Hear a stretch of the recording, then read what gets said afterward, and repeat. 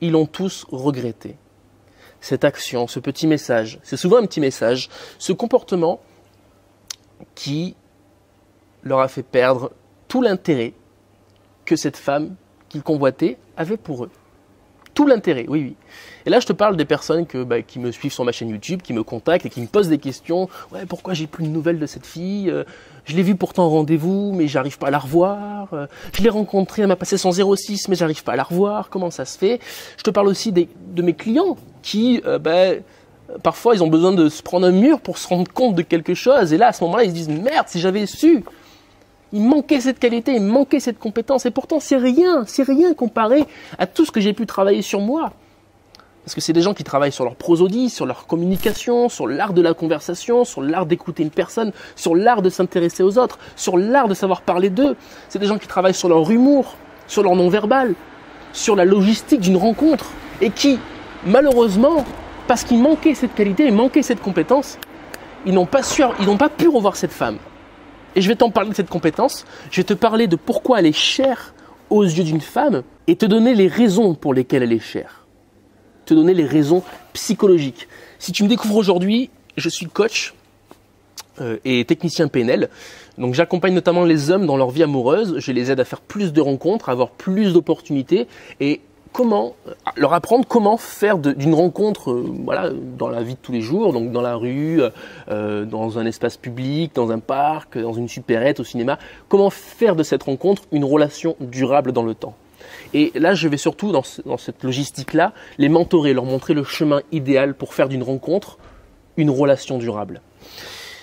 Peut-être que toi, tu t'es retrouvé à travers ce que je t'ai dit, tu n'arrives pas à revoir les filles forcément que tu rencontres, tu n'arrives pas à les revoir 1, 2, 3 fois, leur donner envie de s'intéresser à toi, tu n'arrives pas à les attirer tout simplement à toi, et tu te demandes peut-être, mais qu'est-ce qui fait que ça ne fonctionne pas? Alors que tu es compétent, tu vois, tu les fais rire, tu sens bien ce flirt, cette intimité, cette connexion avec elles lorsque tu les rencontres, mais pourtant tu n'arrives pas à les revoir. Alors je vais te lire une étude qui va très bien illustrer cette qualité dont je vais te parler juste après. Et ensuite, je te donnerai les 3 raisons pour lesquelles cette qualité est très appréciée des femmes. Alors, c'est une étude tirée du livre Psychologie de la séduction de Nicolas Guéguen, un livre que j'aime beaucoup. Et elle a été réalisée en 1970 par Caney, Davidson et Sheck. Donc, ils ont posé cette simple question à plusieurs centaines de jeunes qui se déclaraient amoureux. À quel moment avez-vous réalisé que vous étiez tombé amoureux, amoureuse? Waouh! Les réponses montrent que les hommes se sont déclarés amoureux plus précocement que les femmes. 20% des hommes ont déclaré s'être sentis amoureux à la 4e rencontre, contre 15,8% des femmes. Au bout de 20 rencontres, donc 20 rendez-vous, seuls 30% des hommes ont admis ne pas s'être encore sentis amoureux de l'autre, contre 43% des femmes. Waouh! Les hommes sont donc plus fleurs bleues qu'on ne le penserait. Ça veut dire quoi? Ça veut dire que les hommes tombent plus vite amoureux que les femmes.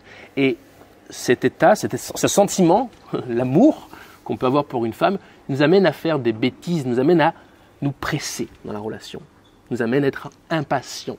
Et ouais.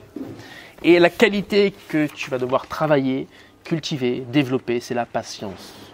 La patience dans une rencontre amoureuse. Et le problème aujourd'hui, si tu n'arrives pas à revoir les filles, si tu prends leur numéro de téléphone et après tu n'as pas de nouvelles, si tu n'arrives pas à les revoir après un premier rendez-vous, c'est parce qu'elles ont senti que tu étais pressé, que tu étais impatient. Ça va se traduire notamment dans une rencontre par le fait d'aller vite, par le fait de vouloir très vite aller au résultat, de prendre son numéro de téléphone plutôt que de connecter, de s'intéresser à elle. Ça va passer par le fait en rendez-vous, vouloir peut-être trop vite sexualiser, trop vite essayer de séduire, trop vite essayer de faire en sorte qu'il y ait une tension sexuelle. Parce que finalement, l'impatience, ça traduit le fait que tu veux peut-être du sexe avec elle, que tu veux que du sexe avec elle. À l'inverse, la patience, ça traduit que tu cherches peut-être du sérieux, tu vois, que tu cherches à construire quelque chose de durable. Plus les choses se font lentement, plus elles durent, plus elles sont pérennes dans le temps. Et une expression très juste pour ça qui dit « doucement va loin ». Doucement, quand tu prends ton temps, tu vas loin, tu dures dans le temps. Et pourquoi cette qualité, la patience, est très appréciée des femmes? La première raison, c'est parce que ça montre que tu ne recherches pas du cul, ça montre que tu ne recherches pas du sexe avec elle, ça montre que en fait, tu ne la considères pas que comme un partenaire sexuel, mais tu veux construire quelque chose de durable. Et je pense que je pourrais trouver des études à ce propos, mais je sais pas, après je vais pas faire de généralité, mais je pense que les femmes sont avant tout attirées par la relation, par le fait d'avoir un homme dans leur vie plutôt que par du cul, par du sexe. Parce que les femmes sont faites pour procréer, pour donner naissance à un enfant, et puis pour faire grandir cet enfant, pour l'amener à la maturité. Et ça, tu peux le faire que si tu as un homme avec toi qui va partager ta vie, qui va être sérieux. Et donc, l'impatience traduit le fait que tu ne recherches pas du sérieux, que tu veux juste tirer ton coup, hein, tu veux aller vite pour tirer ton coup. Donc ça, c'est la raison première pour laquelle il faut cultiver cette qualité. Deuxième raison pour laquelle il faut cultiver cette qualité, c'est que la patience montre que tu es à l'écoute de l'autre, que tu sais aller au rythme de l'autre, que tu sais comprendre l'autre dans ses problèmes, dans ses difficultés, dans ses obstacles. Tu vas plus l'accompagner dans son développement. Tu vas être une épaule pour elle. Tu vois, ça traduit le fait que tu es quelqu'un de sensible à la réaction, au comportement, au traumatisme, à tout ce que la personne a pu expérimenter dans sa vie et là où elle en est aujourd'hui. Tu es à l'écoute de tout ça en fait. Et les femmes ont ce besoin de ressentir cette présence, de ressentir cette écoute, de ressentir cette épaule, de ressentir, en fait, d'avoir juste quelqu'un avec qui elles peuvent discuter. Elles veulent pas quelqu'un qui va lui donner des solutions, qui va lui apporter des solutions, qui va la pousser. Non, elles veulent quelqu'un qui va savoir l'écouter, qui va savoir la prendre dans ses bras quand ça va pas bien. Tu vois, contrairement à nous, les hommes qui aimons avoir des solutions immédiates, tout de suite, maintenant. Moi, il y a un problème, je veux la solution. Non, les femmes, elles ont un problème, elles veulent pas forcément la solution. Elles veulent se sentir bien au moment où elles ont le problème, tu vois.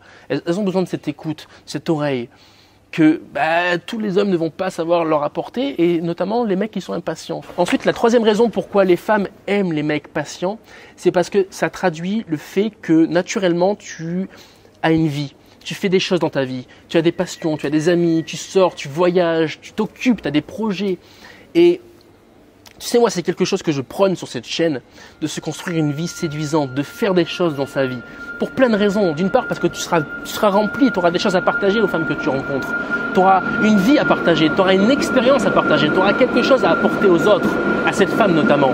Et je conseille le fait de se construire une vie riche parce que naturellement, tu ne seras pas là en train de courir après les filles. Tu ne seras pas là en train de leur écrire tout le temps, tu vois, contrairement à plein de gars qui vont être là en train de leur écrire tout le temps dès qu'ils ont un moment de vide dans leur vie. Et en ce moment, on traverse le coronavirus, on est tous chez soi. Tu vois, je fais une vidéo sur le balcon, on ressent le vide.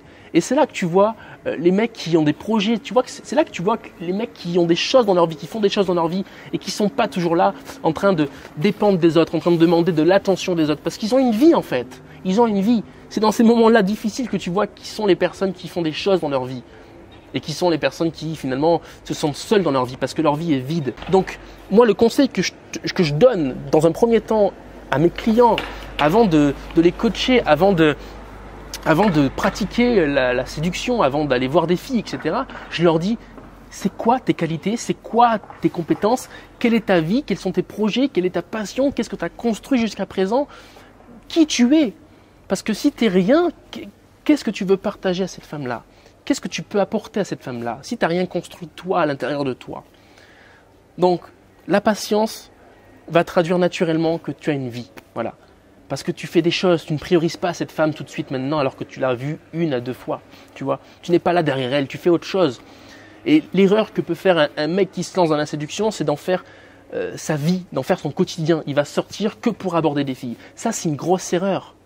Les filles le sentent et au final, en rendez-vous, elles sentent bien que tu es vide. Et en plus, parce que tu fais de la séduction ta vie, mais tu es sans arrêt derrière ton téléphone en train de contacter les filles, en train de vouloir les revoir. Ça ne doit pas être ta priorité. Les filles ne doivent pas être ta priorité. Ta priorité, ça doit être toi, ton histoire, ton expérience. Qu'est-ce que tu veux faire de ta vie? Quelle est la personne que tu veux devenir? Et là, tu vas attirer automatiquement des gens. Les femmes que tu as rencontrées aussi, ils vont vouloir rentrer dans ta vie. Parce que tu ne seras pas toujours là en train de t'occuper d'elles, en train de te préoccuper d'elles, parce que tu seras en train de créer ta propre vie.